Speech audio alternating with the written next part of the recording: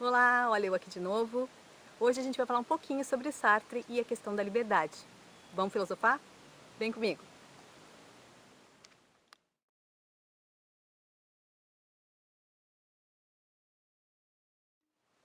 Primeira coisa que eu imagino que vocês tenham reparado, é que a nossa aula hoje é do lado de fora. Eu saí de dentro de casa e vim para um ambiente externo, né? Justamente porque a gente vai falar sobre liberdade, que é um tema tão caro a nós, principalmente nesse momento que a gente está vivendo de quarentena, de isolamento, que a gente está pensando justamente, eu quero sair, eu quero ver as pessoas, enfim. E se a gente vai analisar esse aspecto das nossas vidas, que é a questão da liberdade, e se a gente vai analisar isso conforme o Sartre pensava, aí vai gerar uma angústia maior ainda, que é justamente o que ele fala, que a gente não tem outra alternativa, nós somos condenados a sermos livres.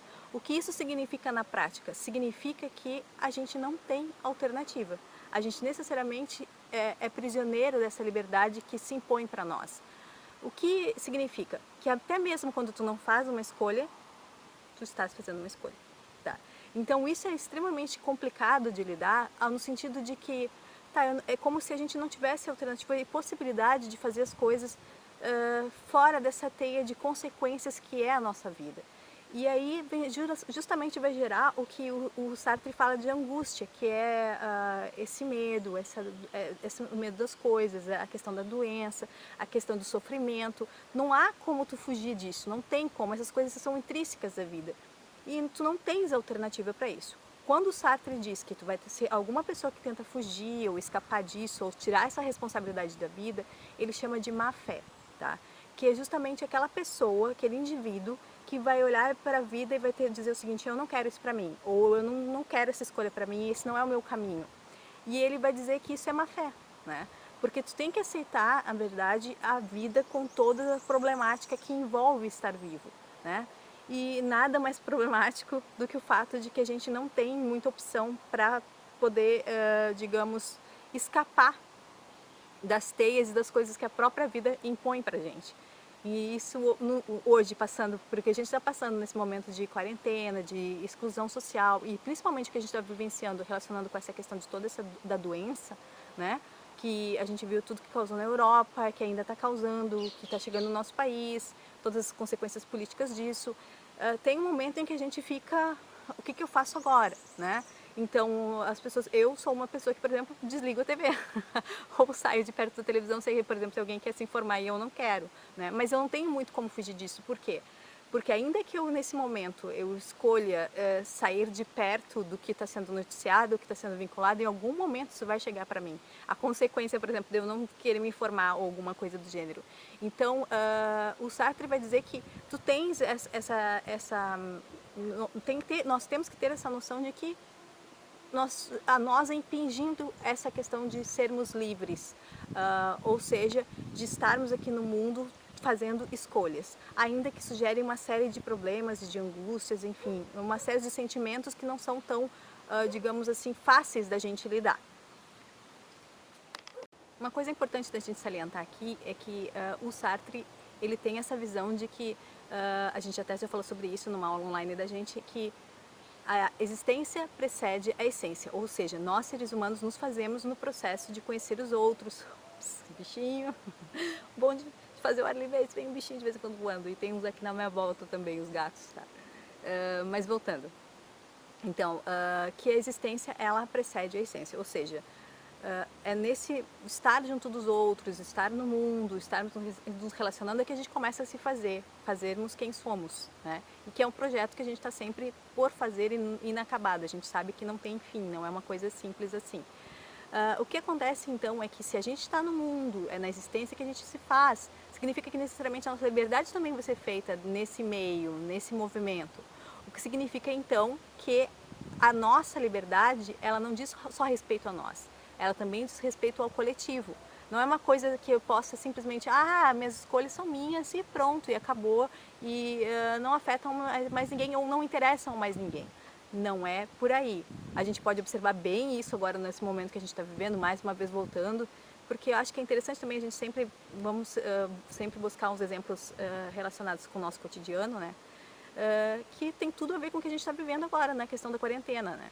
a minha escolha, eu poderia querer sair, poderia estar querendo estar passeando, mas como tem consequências que vão afetar todos, eu tenho que botar a mão na minha consciência e pensar, olha, isso não diz só respeito a mim, isso é uma coisa muito maior do que eu, isso afeta valores, afeta outras vidas, outras pessoas, então eu preciso ter essa noção de que a minha liberdade não diz só respeito a mim, né? Ela diz respeito a todos, as consequências dos meus atos não dizem só respeito a mim.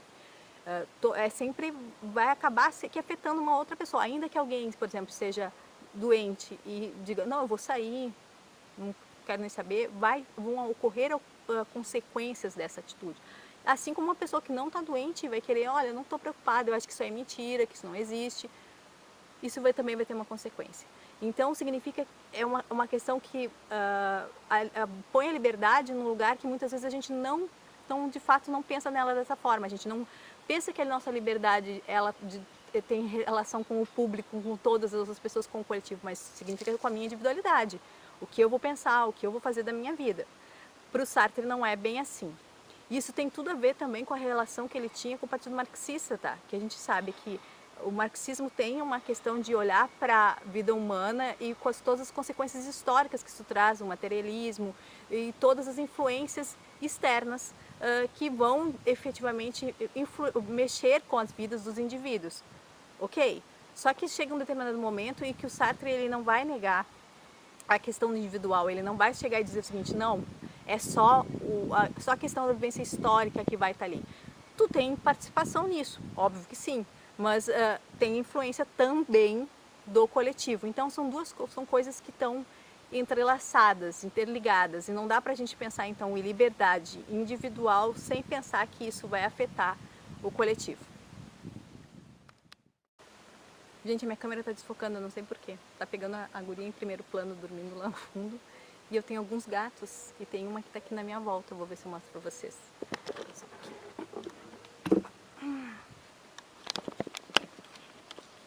Rabinho. Essa é a filhota. Meus bichos. E os passarinhos cantam, é uma maravilha. Bom, seguindo, vamos lá. Vocês podem observar então que o Sartre, ele aqui lembra muito um outro amigo nosso que a gente já falou lá no segundo ano, que tem alguns vídeos meus aqui falando sobre ele, que é o Kant, tá? Que é essa vinculação entre liberdade e responsabilidade. Então as duas coisas estão vinculadas com a condição humana. Se tu é livre, ou seja, está condenado a ser livre, necessariamente tu vai ser responsável porque tu não vai conseguir desvincular as tuas decisões individuais das questões coletivas, tá bem? E lá na página de vocês, 17, tem uma questão, uma explicação sobre o Sartre e a vinculação dele toda com a questão do marxismo e o quanto foi importante então essa relação dele com o Partido Marxista e justamente esse dilema que eu estava falando para vocês anteriormente, que é a questão do indivíduo e do coletivo. Como é que essas duas coisas conseguem conversar ou não conseguem e também como é que o Partido Marxista estava rechaçando e negando essa questão toda da individualidade, né? Que é muito mais importante a coletividade do que a questão do indivíduo. Então vocês acham isso lá na página 17, no primeiro parágrafo, tá bem?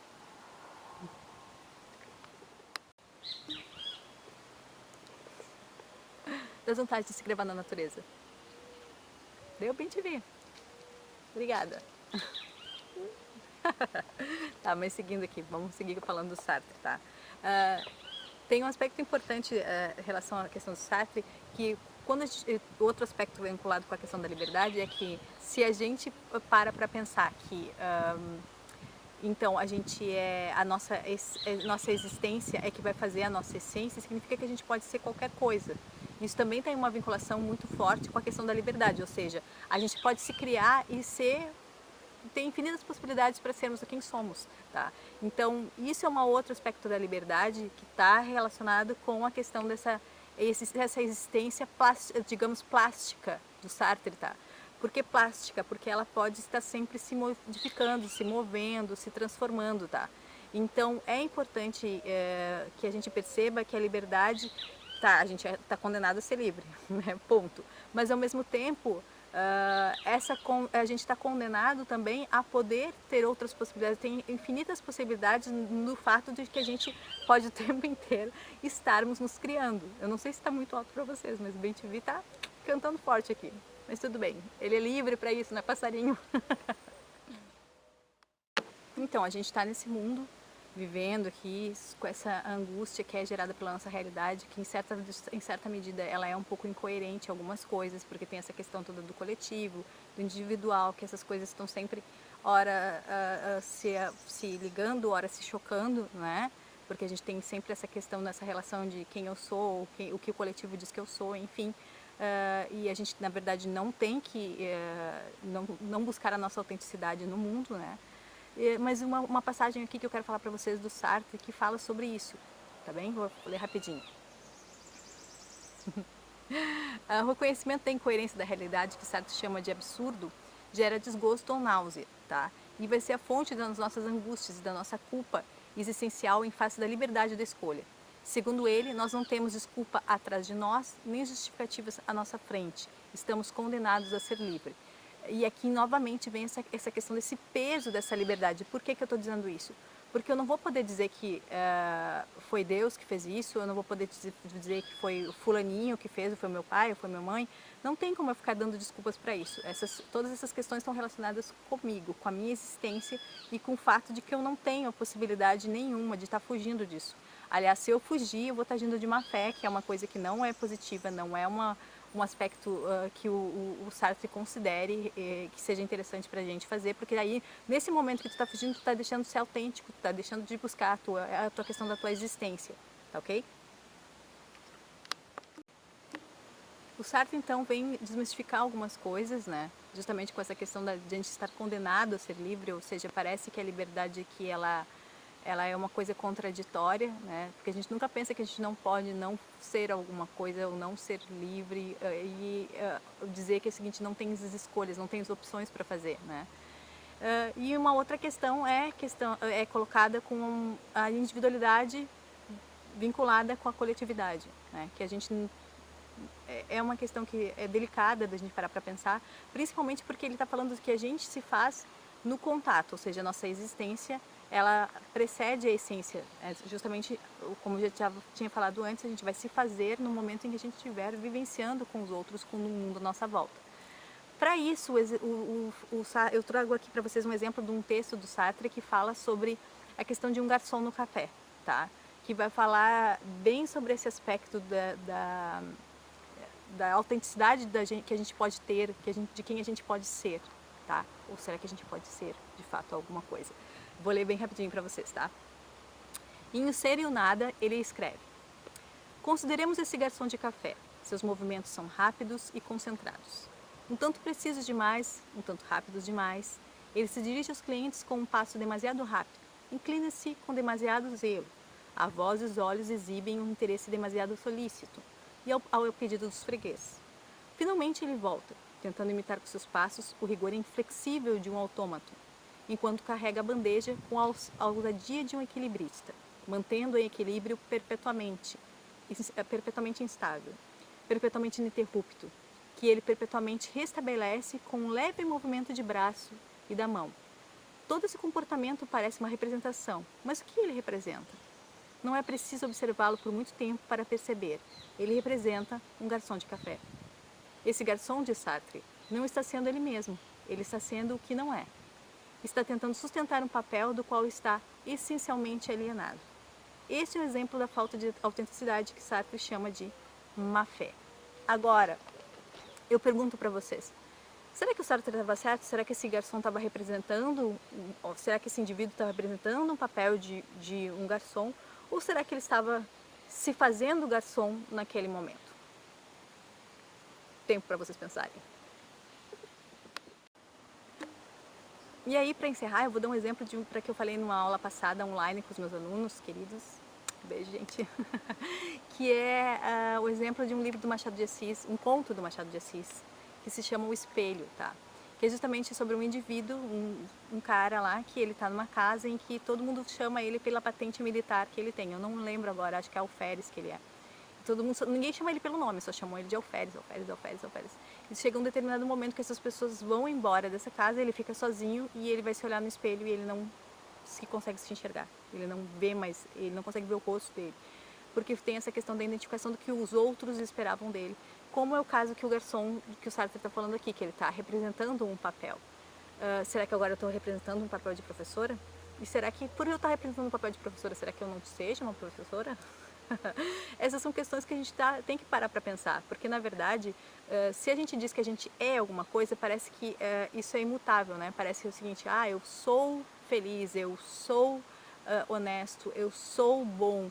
Não significa que em nenhum determinado momento a gente possa ser desonesto, a gente não possa ser mal, e enfim, essas coisas parecem que são excludentes, parece que tudo é muito definitivo, né? Então, às vezes, quando a gente está falando essa questão de existência, a gente também tem que parar para pensar se a gente está, como Sartre diz, se fazendo no processo de existência, se fazer na existência, talvez de fato, que ele diz que isso é um processo inacabado, a gente não seja, mas a gente esteja, né? Talvez eu esteja professora, talvez eu esteja feliz, então a gente está num momento de que a gente não é aquela questão que essas coisas não vão mudar, essas coisas podem se modificar, né? E talvez aqui, até discordando um pouquinho do Sartre, talvez esse cara não esteja de má fé, ele esteja naquele momento sendo um garçom, por que não? Então a gente tem que parar para pensar nisso, será que ele está fugindo de quem ele é ou será que é só mais um dos aspectos que ele pode ser, tá? Então é interessante da gente analisar e ver isso nessa existência de estar se fazendo, né? Desse processo que o Sartre diz e que envolve essa questão da liberdade que a gente não tem como fugir dela. Que é uma coisa meio angustiante, e assim como é angustiante quando Sartre afirma que a única certeza que a gente tem inabalável e inegável é a questão da morte, que a gente não consegue se afastar disso, isso não tem como fugir, e, infelizmente. O Danielo, meu aluno, beijo, vai amar essa parte da aula, né? Porque esse tema é leve, é light.